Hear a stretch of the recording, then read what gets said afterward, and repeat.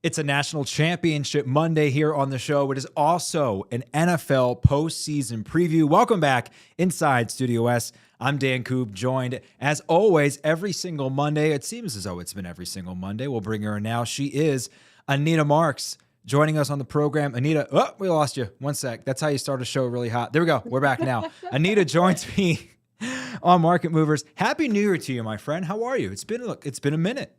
It's so funny. So I did a show earlier today, and I wished the guest Happy New Year, and I said, what's our line of demarcation in regard to when you stop wishing somebody Happy New Year?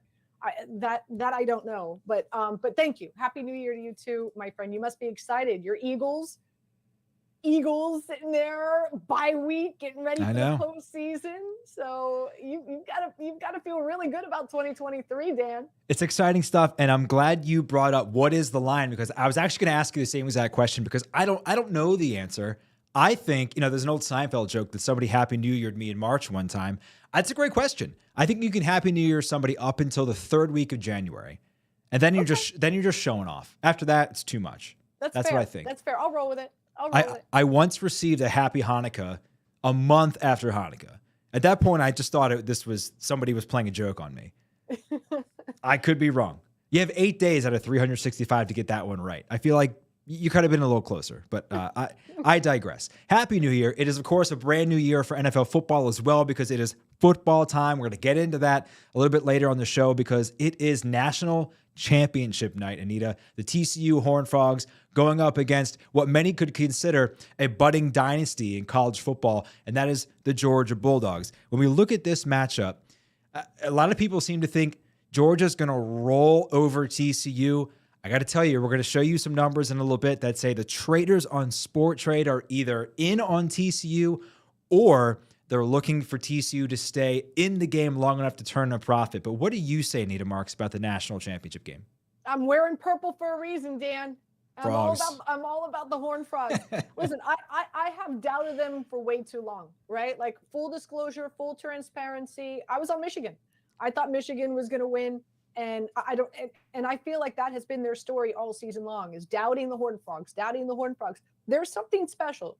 Sonny Dykes, their head coach, even came out and said that there's something special. There's something unique about this team in regard to the camaraderie, the unselfishness, unselfish that this team plays with. That's first and foremost. Number two, I do believe they have the better quarterback. You know, I like to call him Mad Max, right? Like they're averaging 40 points a game. And also what I love about him is his explosive completion percentage. Passes 15 yards or more, he's almost at 50%. You got to love that. He's able to run the football. I don't think Georgia's pass rush is anything to be fearful of, especially with Nolan Smith not playing. And I came across something really interesting. So they're going to be playing at SoFi Stadium. And SoFi Stadium has a turf called the Matrix. It's a matrix turf. Well, Sonny Dykes, head coach of TCU, has played on this type of turf pretty much the last 5 to 7 years. Meanwhile, Alabama, they're used to playing on Bermuda grass. So, and I want to say between the hedges, Georgia, right? Yeah. This is the first time that they will be playing on this surface. So I think that's, the equipment staff, they need to make sure that they get the right cleats in play. Players, that's significant. Is that different from the SEC title game at the Mercedes-Benz Dome? Do they not have turf there? But this is a special turf. Okay, because this is a new stadium. It's SoFi Stadium. It's a brand new stadium. This is a new turf, and it's called Matrix Turf. And again, from what I read today, is that this will be the first time that the University of Georgia players will be playing on this turf. Okay. Take it for what it's worth. Sure. I don't know. Could be an important nugget. Could mean nothing at all. I don't know. What I'm telling you is I'm tired of doubting TCU. I'm all over TCU. I'm going to take TCU in the points. I'm even going to throw some money on TCU on the money line. And I've already bought up a ton. I've bought up TCU to straight up win on Sporttrade. I've got TCU plus 6.5. I've got TCU. I'm trying to think what it's 6.5.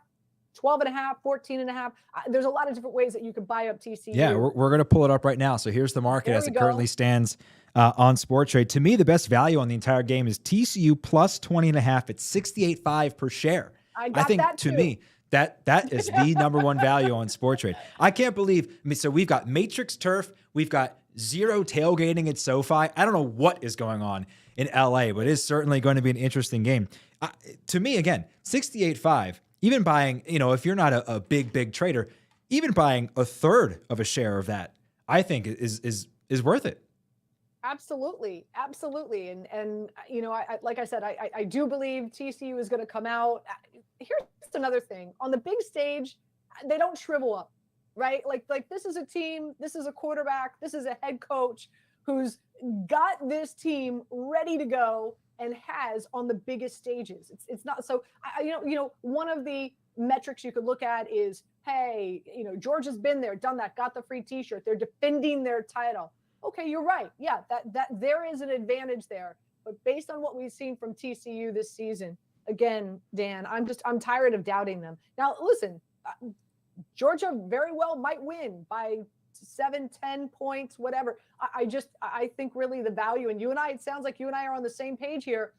Get on that TCU, and I'm with you with that 20.5 and see how this plays out. Maybe it's a game where Georgia runs away with it like late in the last 8-10 minutes of the game. Well, there is that momentum. You feel it, especially in college football, and you can sell before you get there.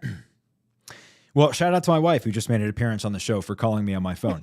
So TCU, some of the largest trades, as we mentioned, have all been on the Horned Frogs. TCU plus 13.5. A trader has 88.5 shares at $52 per share. That is a potential profit prior to commission of over $4,600. There's also another one, Anita, of TCU to win at 79 shares at an average cost of $18.60. That could have returned over $1,400. The total here, 62.5. A trader has 74 shares of the over at $49 per share. But I want to show you, this is by far the biggest one. So this is in our futures market. Somebody had purchased TCU at an average cost of $10.40 and has 160.5 shares to bring home over $14,000. Now you look at that and you say, wow, that's a lot. Well, we just had somebody come in and almost top it. So I'm going to show you, Anita, the total amount of shares purchased per outcome on each team, right? So how many shares are currently on TCU? How many shares are currently on Georgia? And I cannot wait for your reaction. So when I say the underfrogs, you look at that and I cannot believe it. Whoa. 943 shares on TCU outcomes compared to just 8 on Georgia. Now, I look at that and I ask myself, okay, how could that possibly be? Well, to me, Georgia has been priced as such a prohibitive favorite for so long that it's really difficult to build volume in that scenario when you have a team that's trading over $80 per contract, which Georgia has been doing for some time. And even in the futures market, Anita, they came out of the gate around 50%. So even with those 4 teams, you had 3 other options. We're seeing people shorting Georgia. So essentially they're on TCU now. But when it first came out, people were just like, I'm going to take other bets. And you look at TCU, and as I mentioned, we just had a huge trade come in, literally just before we went on the air. I have to find it here on my notes.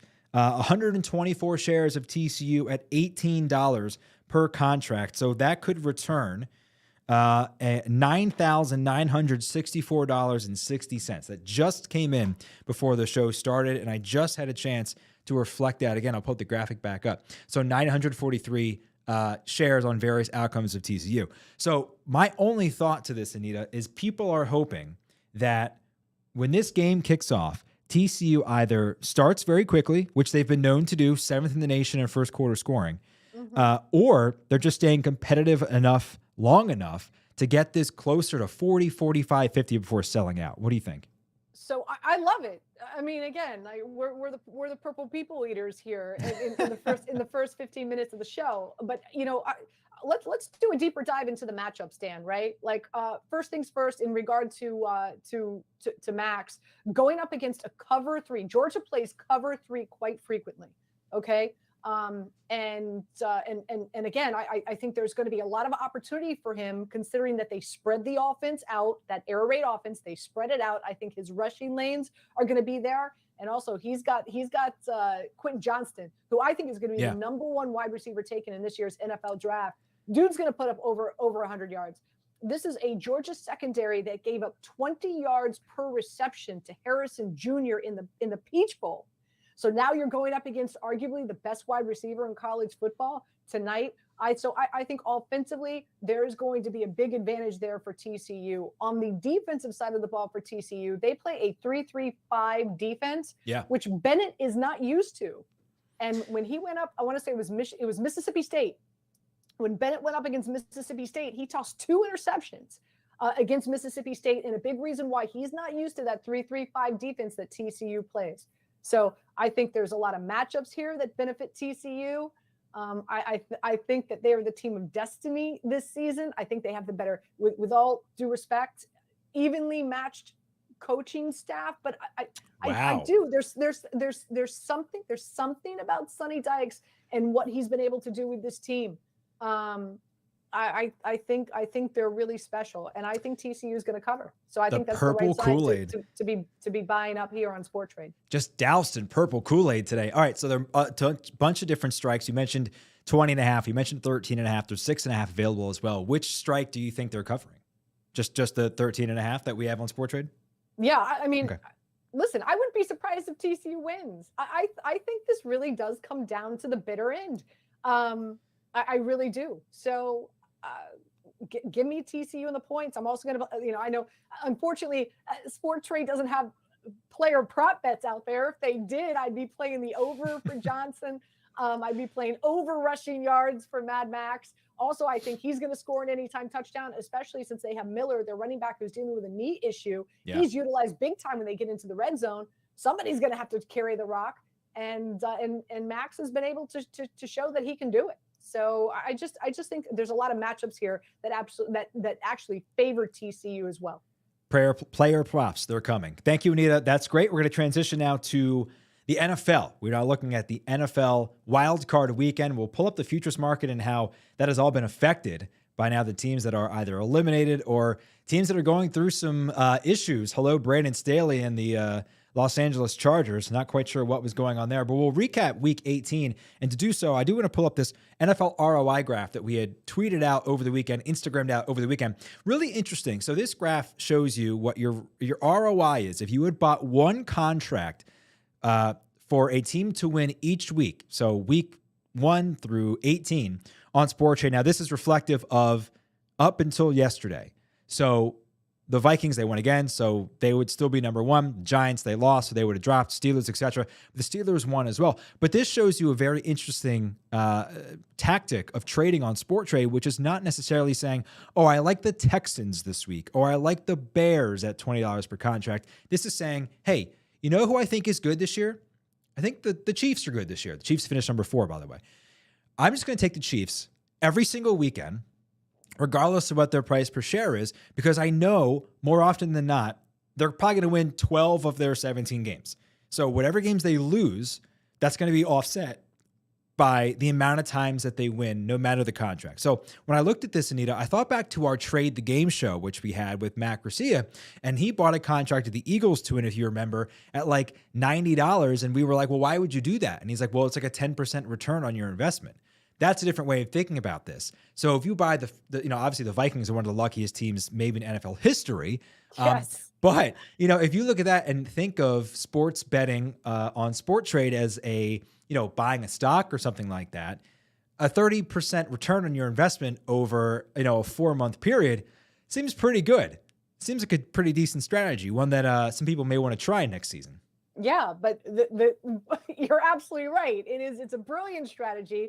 The problem is, you've got to jump on board to that. Did we think that the Vikings and the Giants and the Steelers would be those top 3 teams? Yeah, okay, Kansas City. Yeah, absolutely. Like, we could have anticipated that. But the Vikings, the Giants, and the Steelers, I was hoping that the Giants would just cover the 7 wins to get me above 600 with their over-under win total. So that's going to be that's where it's difficult, is going into the season and anticipating, who's going to be those top 3, 4, 5 teams that are going to give you that type of return. That's the tough part, Dan. The number 1 team since week 8, and it only got better because of last night, the Detroit Lions.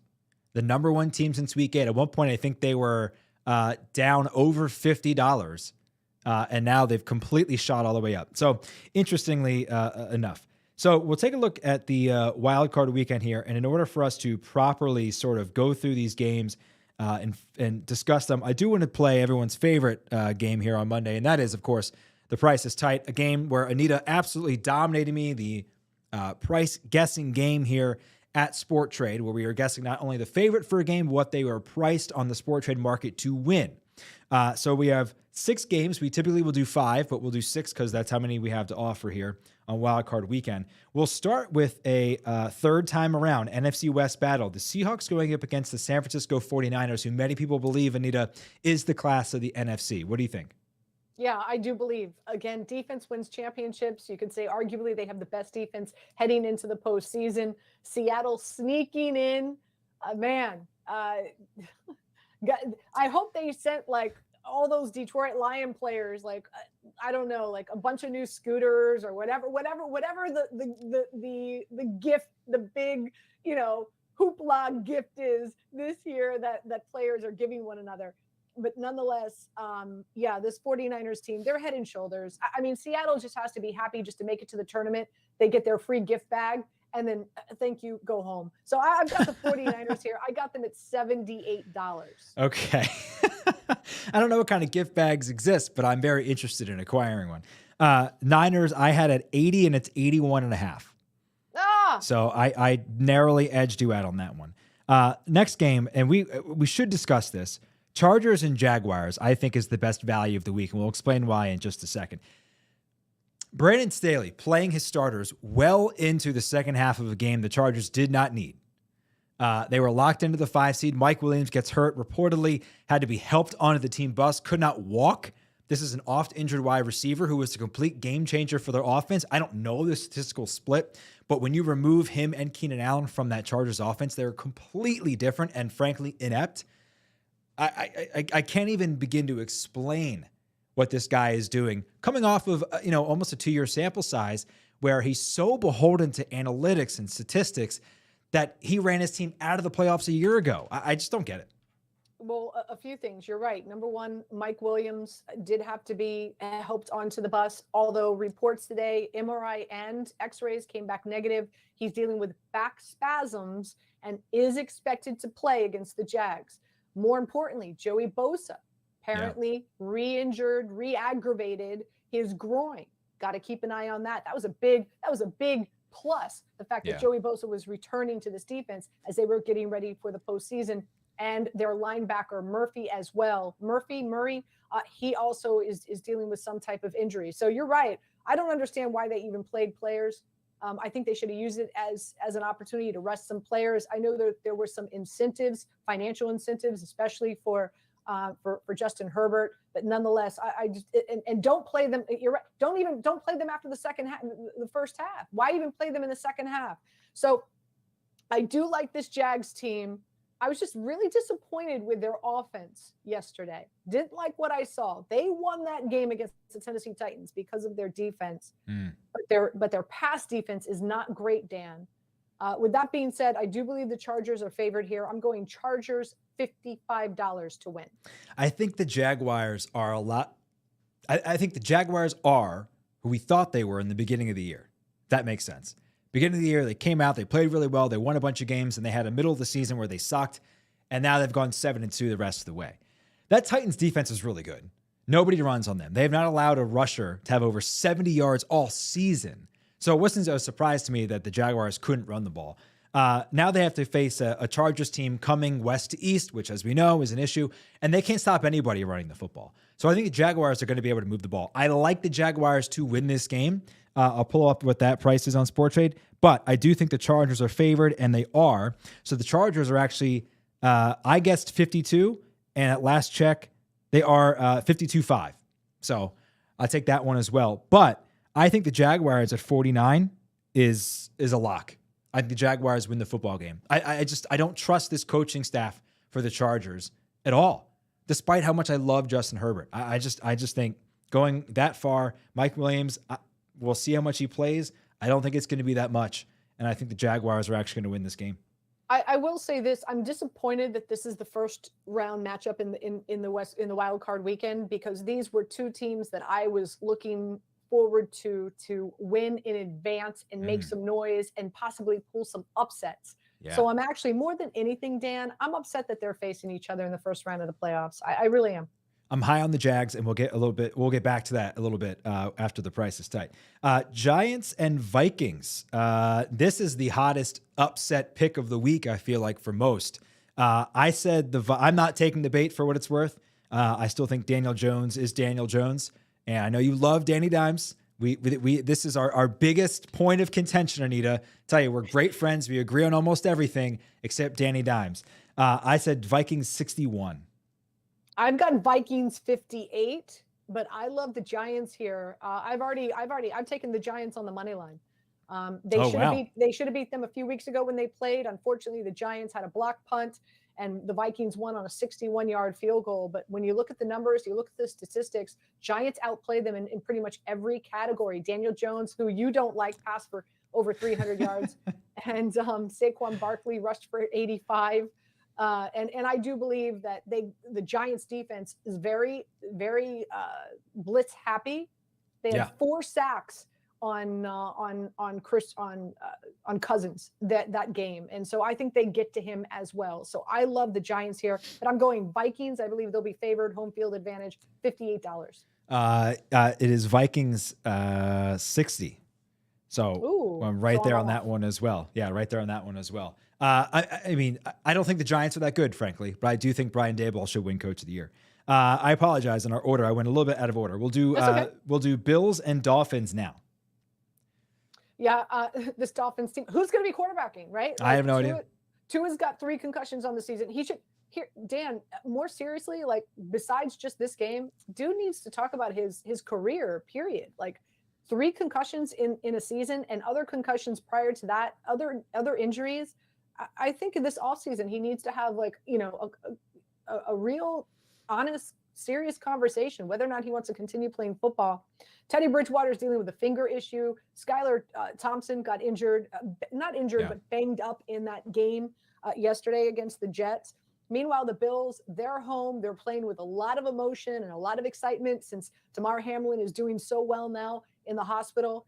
And it's going to be absolutely freezing temperatures and possibly snow. And you've got mammals heading to the Northeast to take on the Buffalo Bills. So I've got the Buffalo Bills here, 82. Okay. Okay. I love that description of them. I have the Buffalo Bills at 85. And it is 83-5. So we actually split that one right down the middle. Okay. So how about that? And this is an interesting discussion, right? So does Tua play? No, he shouldn't, right? But from a trading perspective, from a market's perspective, if you can get the Dolphins right now at 18, while there is some indecision as to who's going to start at quarterback, do you do that? And if Tua is announced as a starter, does that line move a little bit to where you can actually grind out a little bit of profit if you're on the Dolphins? I think we're going to have traders who do that. I think we have traders who are going to buy up 10, 15, 20 contracts for the Dolphins, and that market's going to move to 20, 21.5, and then sell it back and make, a couple $100. Okay. Obviously that would be a savvy move. Yeah. Again, we have people doing that all the time. And because, what's called CLV, closing line value, elsewhere, it's great to have. Here on Sporttrade, you can actually profit off of it. So just be on the lookout. I think people may be doing that if it is announced later in the week that Tua is going to start at quarterback. Okay, we'll do Ravens and Cincinnati. At last check, we split the last one, and I have the other three. So Ravens at Cincinnati. I can't remember who went first last time, so I'll just go. This Ravens team is a mess. Reports out of Baltimore now indicating that a separation between the Ravens and Lamar Jackson is a real possibility. Apparently, he has not practiced in 5 weeks. He has not thrown a football in about that amount of time as well. So for me to think he's magically going to go back into the huddle and then figure things out, even if he plays, the Ravens scratched Huntley, presumably to not give the Bengals a look yesterday. So that tells me Huntley may be playing in the first round and not Lamar Jackson. So with all that said, it's in Cincinnati. The Bengals, I think, are one of the top 3 teams in the NFL. I think the Bengals cruise, and I have them at 76. I'm with you. I like these big cats. You know that I've liked them for a while. We've been talking about them for the last 2 months and in the futures market here on Sporttrade. And I'm with you. Not sure what's going on with the quarterback situation. For the second straight year, this Ravens team injury riddled more than anyone in any other team in the NFL. That's a huge concern. So I do like Cincinnati here. Defensively, top 5 defense in the NFL, top 5 against the run, and that's what the Ravens like to do. So give me Cincinnati. I'm at 70 for Cincinnati. So it's 73. We split that one as well. There you go. The last one here is Cowboys and Bucks. I think we can all agree Cowboys should and are favored. I have them at 57. So yes, I don't like this Dallas Cowboys team. I don't either. I don't like how they've been playing this last month. Dak Prescott is throwing too many interceptions. I want to say he's got like 15 on the season so far.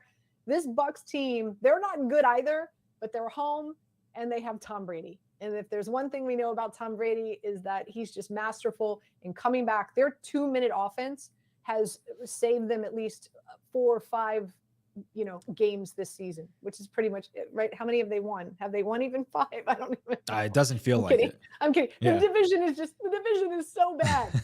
So, but I do believe Dallas is going to be favored here, even though it's in Tampa. So give me Dallas at 56.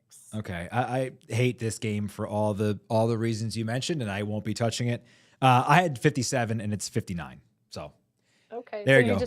So you kicked my butt. That's okay. Well, you won the season series by an absolute landslide. So happy to get one. We'll end the show here, Anita. I do want to show the futures market here on Sporttrade for the Super Bowl, because obviously now that we only have 14 teams, it's going to change a lot. And I mentioned the Jacksonville Jaguars because I'm going to scroll all the way down here and you can see them available for $2, the Jacksonville Jaguars. Now, I don't think the Jaguars are going to win the Super Bowl, but I do think they beat the Chargers this weekend. So I'm actually, I'm probably going to pick up some positions on the Jaguars and just see what happens.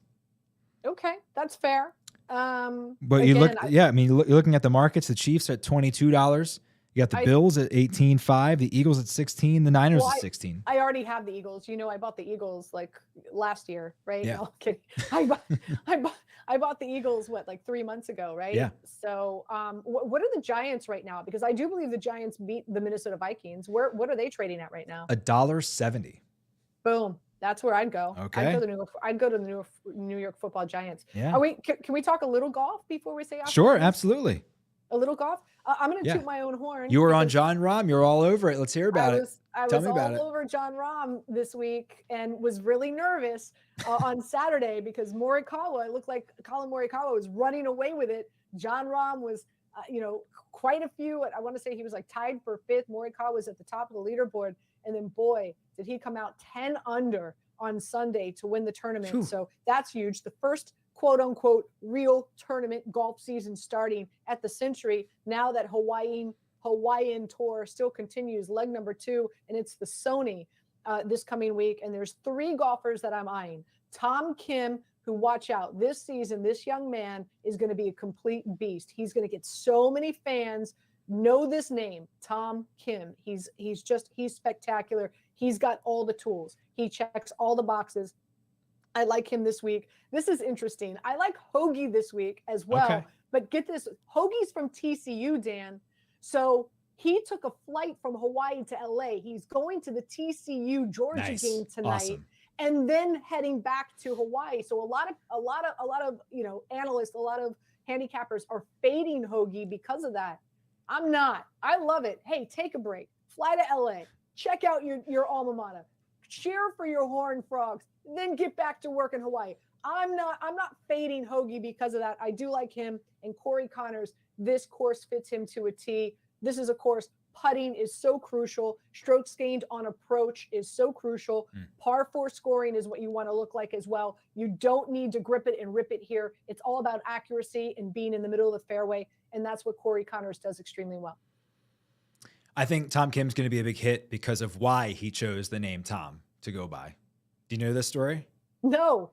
He is a huge fan of Thomas the Tank Engine. That's why he chose Tom. That's Market Movers. There we go. There we go. So everyone is going to love Tom Kim.